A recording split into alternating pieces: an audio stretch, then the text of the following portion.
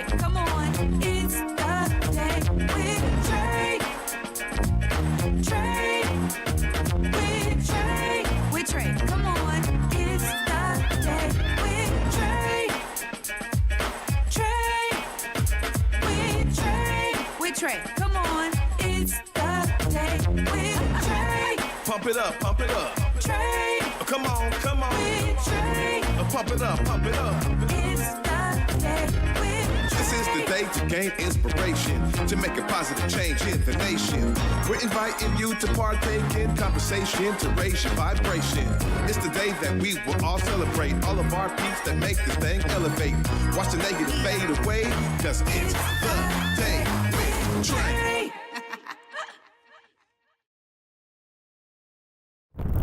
Grand Rising, everyone. Welcome to the Day with Trae. I'm your host, Trae Holiday. I want to welcome you to a thorough Thursday. I got two people I love in the building, y'all, and I'm so excited. I get to spend some time with Leoma James-Sarr. We're going to be talking about her amazing organization, Harambe House, and also an upcoming event that she's doing with my other guest today, Kolawole Akinlosotu. I love his name, but that's my brother, and we're going to be talking about the work that he's doing with Africa Now, and also this amazing event that they have coming up where they are both partners, bringing y'all some absolute information that you can use and also a space to generate that community feel. But of course, it is the top of the show, y'all. So it's a perfect time to tag and share this stream. Y'all are helping us grow. Please tag and share this stream with folks who you feel could benefit from a daily dose of dopeness right here on the Day with Trae.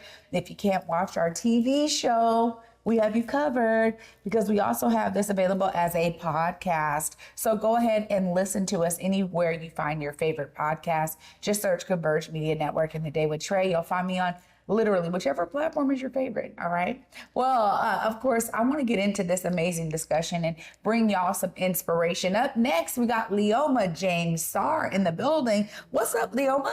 Hey, Trae. How are you? I'm doing so good. It's such an honor to be here in the studio today. Yeah, it's always good to have you. And you've been up to some amazing stuff. I mean, you're always finding a way to stay tapped into community. Thank you for your love of community and for doing that. But this is amazing. This new venture, I would almost say, with Harambe House, you went away, you spent some time in the Peace Corps, you got to be on site with some of the amazing ways that you are looking to now impact people, not only allowing people here to be connected to the continent, but also really doing some amazing work there. Tell us a little bit about your time in the Peace Corps and what got you to open up and start Harambe House. Thank you so much, Trae. So essentially what happened was I joined the Peace Corps in 2017 after doing a study abroad program in 2015 at the United States International University in Nairobi, Kenya. When I went into the Peace Corps in 2017, I served as a secondary education teacher in Namibia in Southern Africa for 2.5 years. And the experience, I mean, it just changed my life. Like, Namibia is an incredible country. The communities are incredible. The people are incredible. The food, can't forget the food, is incredible. And I gained so much from that experience. I think I gained a lot more than I could ever give. And so during that time, we started a project. My school is a Tali Combined School over in Ohangwena region, and we began the construction of the Tali Combined School Educational Development Center. And so that project, we were raising $10,000, and at the time, we secured a $10,000 grant to create the first phase of the project, and now we're moving into the second phase, and so we're doing crowdfunding for the last $10,000 so we can finish the building. I mean, it's gonna have a stage, bathroom, community kitchen, room for classrooms, room for community development to occur, teacher development. It's gonna be a really amazing space. So right now we're fundraising, and so that's like the #1 priority right now for Harambe House Global is to finish that project. And then last year, I had the great privilege of being able to spend a year in Tanzania learning Swahili as a Born Fellow. And during that time, I was working with the Limu Community Light in Arusha, Tanzania. And we are also going to be building a center in Tanzania to support the students. They're pre-primary, so young, so cute. They're the best. And so I was able to teach there during my Swahili studies. And we're raising money also. And we're just going to do one project at a time. And so first project, we're going to finish the one in Namibia. Second, we're going to move over to Tanzania. And then our third project is a legacy project in Senegal in West Africa, where my husband is, and my new family there is. And so we have land there that we're going to be building on soon as well. Really looking forward to that. Quite phenomenal, honestly, for your age to be doing all this amazing work. But I also see Harambe House as an opportunity for folks here to tap in, you know, because I think there's a lot of not only interest, but there's a lot of drive right now to kind of connect with our roots. You know, a lot of folks who are, you know, Black in America, who don't necessarily have that connection, are trying to figure it out, right? We got dual visas happening, dual citizenship, right? Where people are like, okay, I'm gonna, you know, find a way to make my way there. And these opportunities are the projects you're building. You're here giving folks the opportunity to donate their dollars to it. Tell us about why that kind of connection was important for you to be making for Harambe House. I think a huge part of the fundraising aspect of Harambe House, you know, when you look at, I mean, huge organizations like Peace Corps who've been around, I mean, you don't see a lot of Black people, a lot of Black volunteers. And a lot of that is because of, I mean, these institutionalized things that we don't like to talk about, like how if you're the first person in your family to go to college, after you get your college degree, you know, you have to have a college degree to be in Peace Corps. So after you get your college degree, you're not gonna go volunteer for 2 years, you know, and do it basically for free. You're trying to like change the circumstances of your family and like break those generational curses and be able to do all those things, you know, for your family. And so I think a lot of the times where we don't see a lot of our Black people going into the Peace Corps, first off, it's just not that information not coming to our communities. But I think a huge part of it too is just we have been so like centered on supporting our families and building our families and our communities. And so giving 2 years of volunteer service after being the first person in your family to get a college degree just doesn't seem like the thing to do for many families. And I get it. You know, when I left for the Peace Corps, my mom was like, what are you doing? You just got your degree, like work, make money.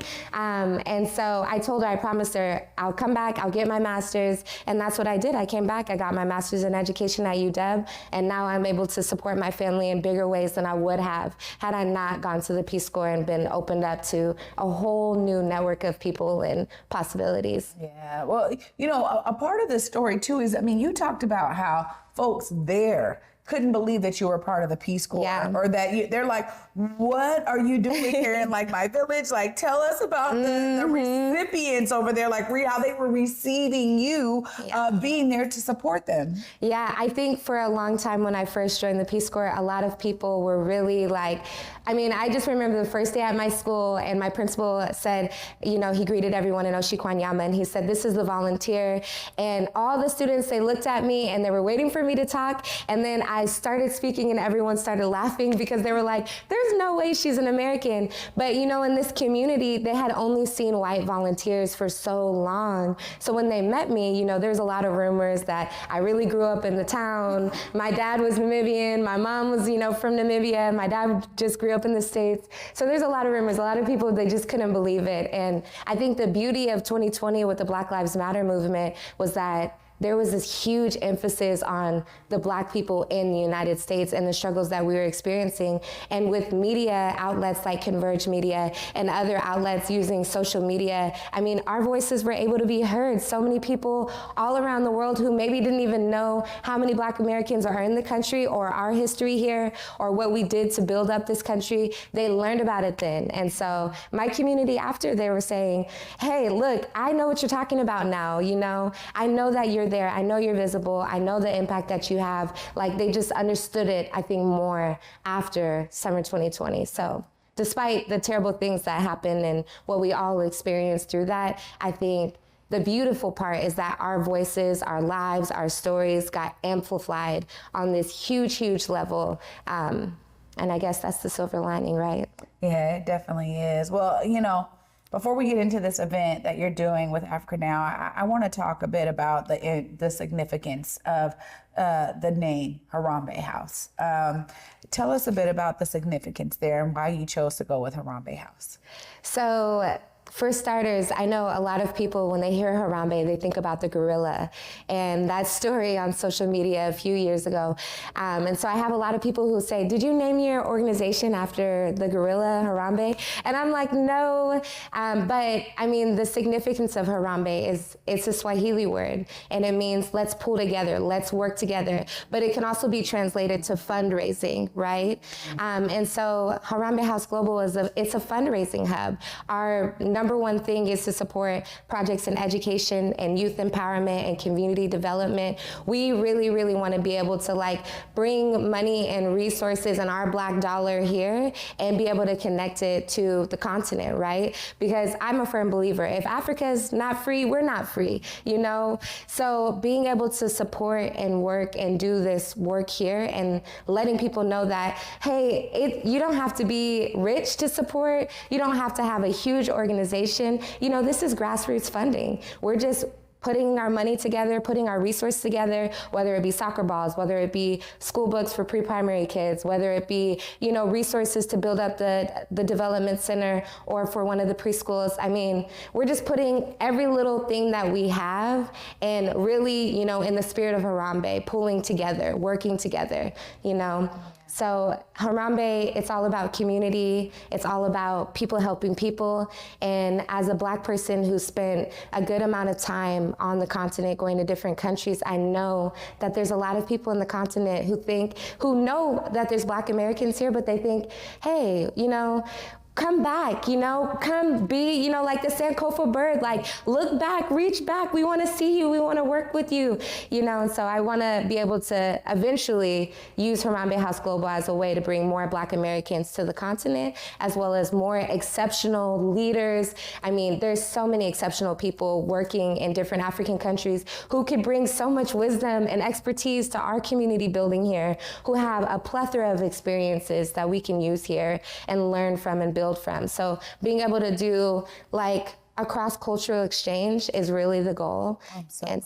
I'm so proud. I mean, I'm like listening to you and I'm just like, this is exactly what I'm talking about. You saw a need, you began to fill a void, but you're also giving people an opportunity to make sure that their dollars matter in these communities.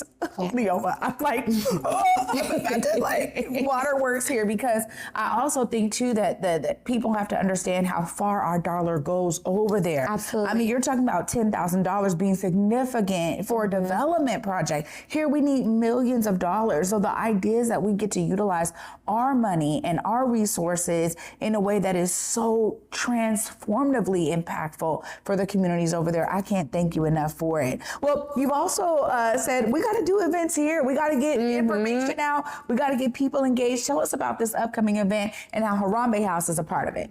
So the event coming up is on Sunday, April 14th over at Langston Hughes Performing Art Institute. It's called Pan-African Perspectives, Building Bridges Beyond Borders. I'm very excited. We're co-sponsoring with Africa Now. Africa Now has a long history of doing these Black Dialogue series, and so Harambe House Global wants to just work together with Africa Now to be able to produce something very similar, but rooted in this kind of intergenerational dialogue, right? Hearing from the elders, and also kind of using some of the experiences that I learned about when I was, you know, being able to travel. I've been to 14 African countries now, and I've learned a lot, and I've viewed a lot, and because of that, I'm publishing a book called No Blame, No Shame, No Guilt, which will be being published on June 28th, 2024. I'm very excited. This has been a project that's been in the work for a long time, but this event is going to be kind of rooted in some of the ideas. My book is centered in the long-term implications of colonization and discussing how these effects. I mean, a lot of people think, oh, colonization was a long time. You know, just like here when they're like, the civil rights movement was a long time, right? But there's still implications every single day that people on the continent are dramatically impacted by. And I don't think it's discussed enough. And so, I mean, my experience started in Kenya in 2015, but I think a lot of the learning happened when I was in Namibia, a country that's only been founded in 1990. So we're talking about a country that's, you know, 33, 34 years old, right? And so they're going through some of the, I mean, the learning pains, the moving pains, the growing pains that all of us are here are also experiencing as well, with the civil rights movement not being too far, and also understanding that we are still, you know, living in those times today. Even though how far we came, we recognize that those problems, those issues, the systemic racism is still happening now, and it's still happening on the continent. I mean, there are countries that are literally in a chokehold from their colonial countries that will not let them thrive, that will not let them move on, that will not let them forget about the times before. And so that's what it's about. It's just about highlighting those experiences and those stories, but providing an opportunity here in Seattle for people, you know, within the African diaspora to come together and have conversations about how can we build together? How can we work together? How can we make sure that our dollar is working outside of this country and in this country? How can we build, you know, strong business bases? And so this really exciting event. I'm very, very, very excited. I love Africa Now and everything that they're doing with the Black Dialogue series, so it just seemed like the perfect match. And also as well, we've been talking about, there's a refugee camp here in Tukwila, Washington, and we are also trying to fundraise to support that center here, because yes, Harambe House is about sending money to different projects around, you know, Namibia, Tanzania, and Senegal are our primary countries right now, but there's also a huge need for support right here in our own backyard. And so we're also working together with organizations that are supporting that refugee camp. And I encourage everyone, if you have the resources, to be able to support the people who are there, because they need us just as much as anybody. Yeah, absolutely. Well, you know, this is phenomenal work. And I get to talk to Kolawole right after this about his involvement here with this event, and also more about Africa Now. But before that, I got to give you time to look right there in the camera. Folks are wanting to donate. If they want to tap in, stay connected and plugged in, or come to this event, please let them know how they do so.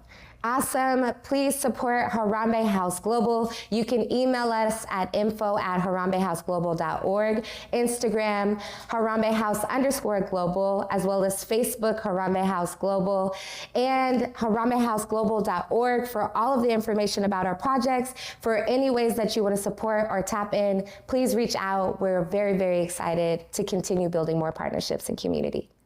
Leoma, thank you so much for your work and for bringing all of your expertise here back home, and also staying plugged in there in new homes all over the continent. We need folks like you doing this work. Thank you so much. Thank you so much, Trae. I so appreciate you so much for everything you're doing for all of us here. Absolutely. Wow. Y'all, I get so excited. Definitely a thorough Thursday. Up next, we got Kolawole Akinlosotu in the building. I'm so excited because he's going to be telling us about the journey and history of Africa Now and their involvement in this upcoming event on April 14th. Y'all don't want to miss this. Stay tuned. You're watching The Day with Trae. You on my mind a lot. Don't need no time watch. I don't know how I got you in my pocket spot. Yeah, that's babe. Miss you every day. You seem like the barging down. Got my heart no barging in. From the to the floor to the couch. Might wake the neighbors up. But you didn't break you out. In the end, we gon' make a child. If you didn't, we gon' hit the shower. Part 2, we don't need no pause. Miss you, we gon' get tipsy. You need a power slide. Copy my steel. Face the fact that. Copy my steel. Face the fact that.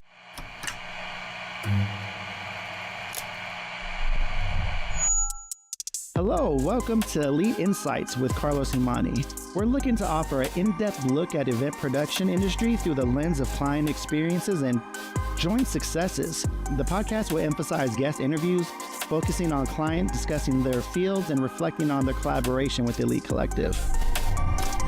Again, you're with Elite Insights. Carlos Humani here. See you guys in a few.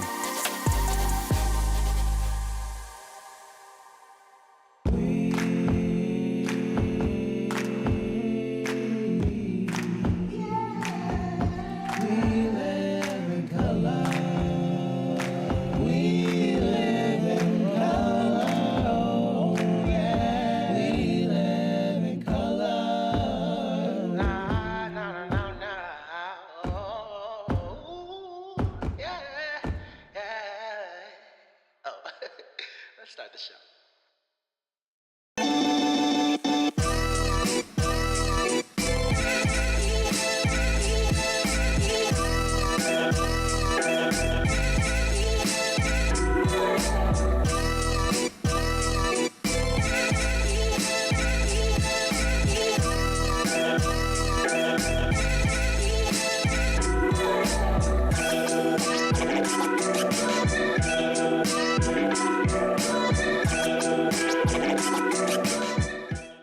Welcome back, everyone, to the Day with Trae. I'm your host, Trae Holiday. Joining me is my brother, Kolawole Akinlosotu. Hi. Hey, good to see you. Good to be here. You know, this is really exciting because I've been able to experience your commitment to community and community engagement for quite some time.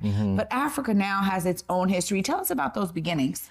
Yeah, we started at the University of Washington in 2017, and it all started from a conversation that I was having with one of my co-founders, Jeannie Doré, and we were just talking about our majors and our plans for once we graduate, and we realized that what we all wanted to do as immigrants coming from different parts of Africa was to eventually use our resources and our education and go back home and build our countries, be a part of the potential that we hear so much about in Africa. But we always wanted to do that later on in life because we didn't feel like we had the necessary tools, the finances, the education. And so earlier I had talked to a mentor, and they mentioned that you can't just go back home and throw money at issues without fully understanding what's happening, without being a part of that community, because then you could be perpetuating issues that you don't even know about. And so as we're having this discussion, we were like, we really need to figure out how we can start now. How can we start sooner than later? And we were like, okay, since we don't have the tools and the education, let's start there. Let's talk with people who do have those tools, who are doing the work that we want to be a part of, and learn from them. So instead of waiting, we started organizing in that moment, and we put together this conference, and that happened in 2018. And from there, we just kept going. We started building out a network, and that was the inception of Africa Now.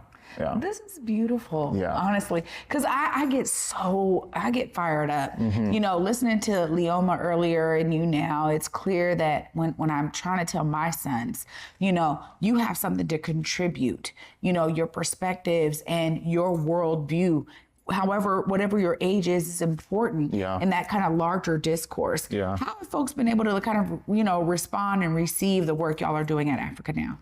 Yeah, I think overall, it's a positive response. People want to be a part of the organization and the work that we're doing. I think when it comes to having discussions about how we relate as a diaspora, there's always tension there. And we've welcomed that tension because that's what we need to get over to find progress. That tension is what holds us back, and examples of that tension, I would say, are examples of like the diaspora wars that we see online.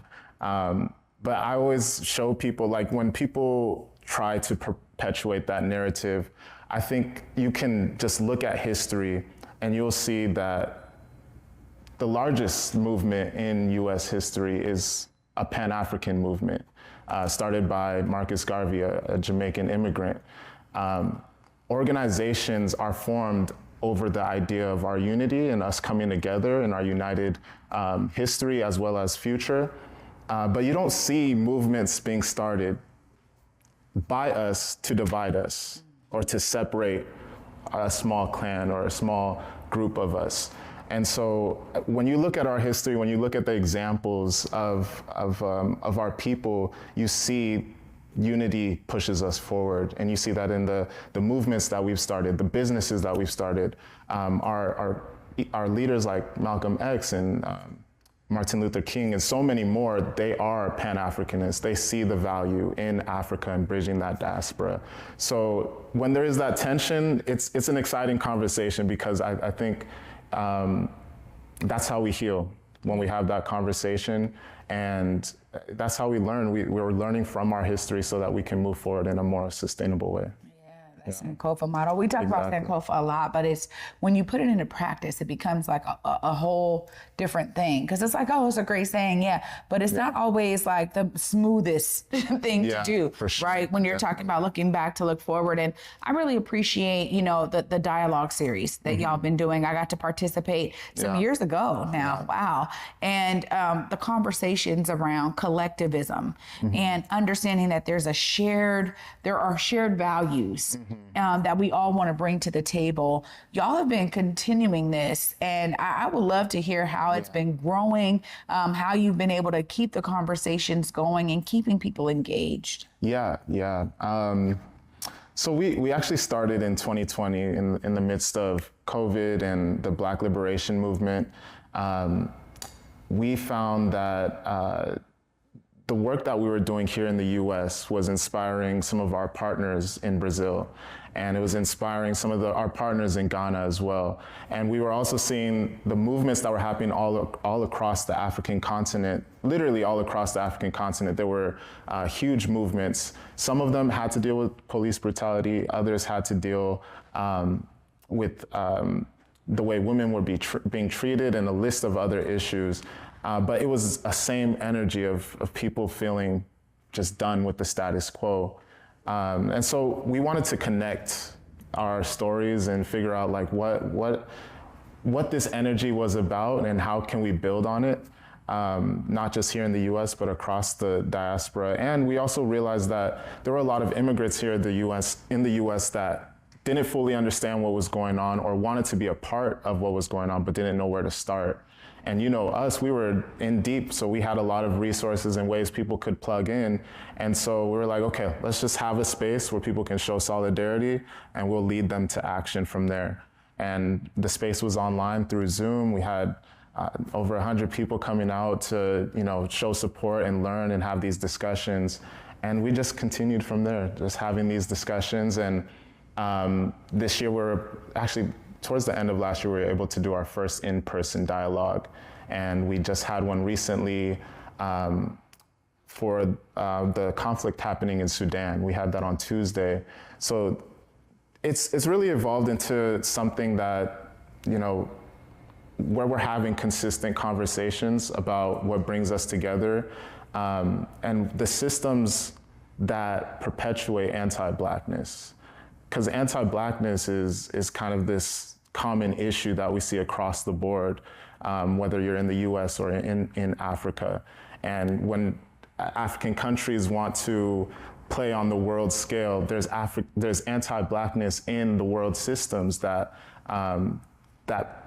hold these countries back and exploit these countries. So we're able to talk about those systems and figure out how we in the US can use our platform, our privileges to fight against these systems, and also on a world scale, but also here locally. So that whole program, I want to say, also was started with Florette Bengo, and she's also a co-founder of the program. So yeah. Well, this is really it's beyond inspiring, because I think we have to actually have intentional spaces that are curated for this kind of dialogue. And I remember when I joined, we were talking about, okay, how do we have a sense of solidarity between, Black Americans and, those coming from the continent, and how do we understand what the diaspora even means for all of us? And so the ideas of like breaking down the barriers that, as you were saying, there's certain things that hold us back, and that, unfortunately, they will impede upon the progress if we allow them. So we have to be really direct in talking about what those things are in order to address them properly, right? So I just love that y'all are doing that. And it really is inspiring for me, because I think about, young folks. Y'all are like, I don't know how much years. Okay, we won't go there. But I just get inspired because I'm like, this is exactly what we need. And the fact that you're having these intergenerational opportunities for folks to tap in, to recognize their own unconscious bias, whatever it may be, is so key. So this event that you partnered with Harambe House on, y'all are doing something phenomenal. And I want to just hear about your side and your take on this amazing event coming up on the 14th. Yeah, I'm excited for it. I've been talking with Leoma about it for a couple months now. And so we're just kind of taking this formula that we've used with the dialogue and being really intentional about creating an intergenerational space to have these dialogues. And I'm really excited about the topic that we've chosen because we're talking about identity and that the discussion of identity is what brought me into organizing. Coming from an immigrant household, I was born here in Federal Way, Washington. Yeah. Shout out to Federal Way. Shout out there. Yeah, I was born here in Federal Way, and I have Nigerian parents, right? So I was always put in positions where I had to question what it means to be Black, whether I was in Black spaces and not feeling too welcome there, or whether I was in all white spaces and feeling the racism, the microaggressions that I had to feel in those spaces. I always question, what does it mean to be Black? What does it mean to be African? And I had teachers tell me, oh, you're not African, you're American, you're born here. I had other Black people tell me, you're not Black enough, you're African. And so these were always questions that I had to, do my own research on and ask myself. And that led me to bringing other people into that conversation to discover what that means. And so this journey of discovery is what brought me into organizing. And so I feel like on April 14th, we're doing a little bit more of that. We're asking ourselves, how do we identify, and what does that mean to us? And then where can we find the similarities and what brings us together, and how can we move forward from there? There will be a lot more to that discussion, but that's the part that really resonates with me and why I'm excited to have this discussion. And that's happening April 14th, Langston Hughes. So I'm really excited for the African diaspora to come out and to have that discussion together. Yeah, this is so necessary. And I just appreciate y'all making the space and partnering together. It does sound like natural synergy for sure with Harambe House and the work they're doing, and Africa Now and the work y'all are doing. Of course, I got to give you time because if folks are trying to tap in, want to come to the event, what time is it? We said where it's at, but I also want to give you space so that folks know how to tap into Africa Now and these amazing opportunities y'all are giving to have these dialogues together in a collective way. Look right here and let them know how they tap in. Tap in with Africa Now at africanow.org. You can also follow us on social media at ITS Africa Now. We're on Instagram, Facebook, and Twitter. And if you also just want to be a part of this platform, and if you have ideas that you feel like you want to bring to life and you need a team, you need people to help you think through it, that's what this space is for. We're a bridge, we're connectors, we're a network. So we invite you to reach out to us, send us a message, contact me individually or the people on the team, and we would love to connect and build with you. Amazing. What time is the event on the 14th? The event is at 6 p.m. And it's at Langston Hughes Performing Arts Center. So this is a free event to the free to come through to Langston Hughes 6 p.m. Just come through. Come through, and we really are prioritizing our African diaspora to come out. If you identify as Black, if your history is of African origin, please come out. This event is for you. Wow. Yeah. Kolawole.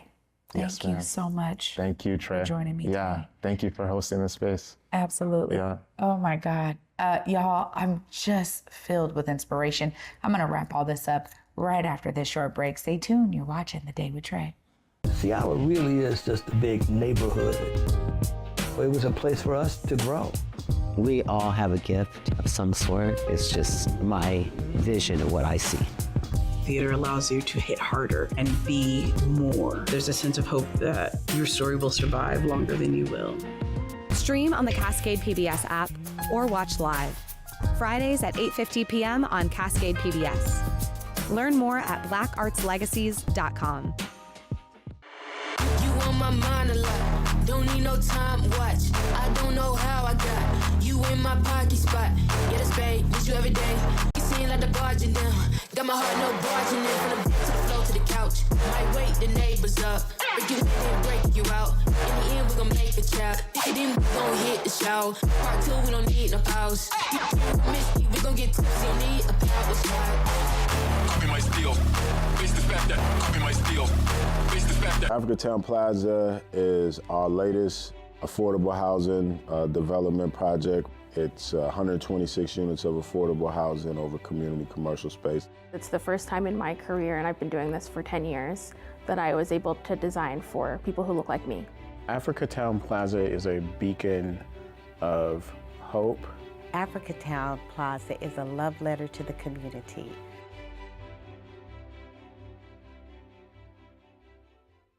Disenrollment is a situation whereby people whose birthright to be indigenous is being stolen from them by politicians that have been elected to lead. Today, the latest or last chapter of the saga concerns the threatened physical ejectment of as many as 21 Nooksack families from their homes. I think it come about by hatred for our family. That's what it's all about. Our bloodline is still here. You know, they can't get rid of us. Welcome back to The Day with Trae, y'all. I'm your host, Trae Holiday. I want to give a deeply heartfelt thank you to my guests today, Leoma James-Sarr and Kolawole Akinlosotu. You know, both of them showcasing what it means to have their own understanding of something and do something about it. I am in awe, to be honest. It's actually beyond inspiring. I know them both really well. And I am someone who is sitting here in this chair today, overwhelmed with such a beam of pride, emotion, inspiration. You know, I'm always encouraging you all to be inspired, but for me, it's beyond that.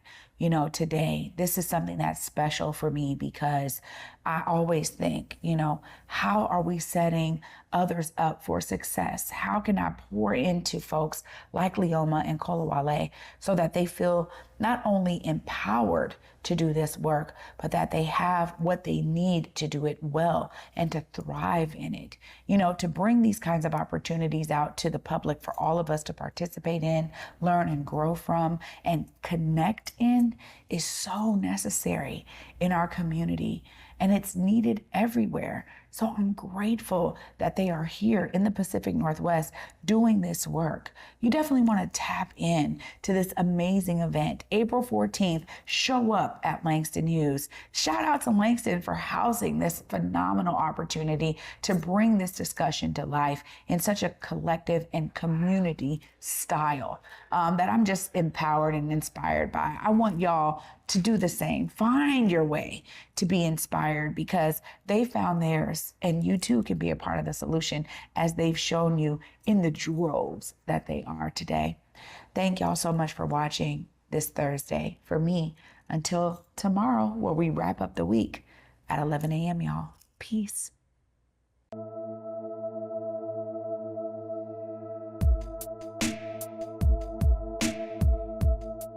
Converge Media produces culturally relevant content for Black and urban audiences. Our coverage is raw, transparent, and objective, praised by community leaders, government officials, and residents. Support Converge Media today via Venmo, Cash App, or PayPal at Converge Media.